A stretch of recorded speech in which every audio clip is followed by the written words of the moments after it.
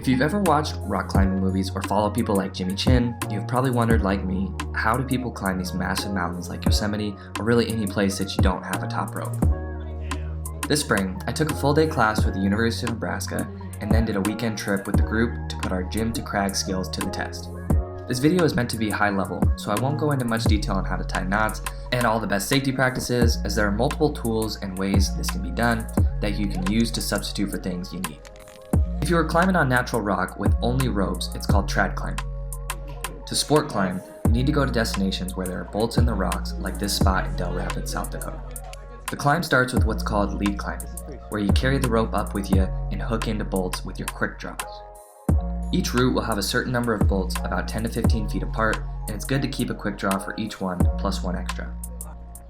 Lead climbing is much scarier and riskier than top roping because if you fall to your last support, which could be up to 30 feet, and it is much more difficult to get yourself in good spots to clip in and lift the rope into the clips.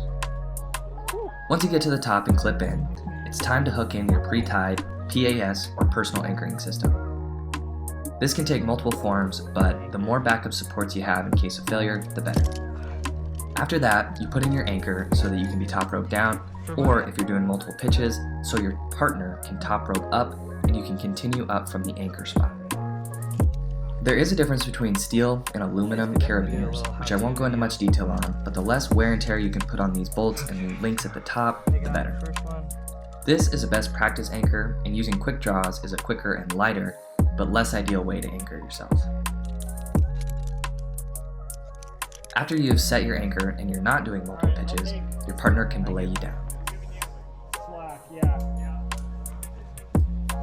Another cool thing you can use these tools for is rappelling. The scariest part of rappelling is the beginning, when you're trusting your system and you take your first step down.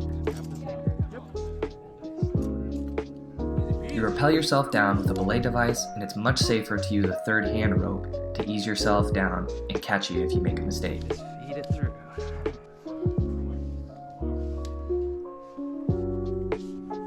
If you have any questions or thoughts, leave a comment below.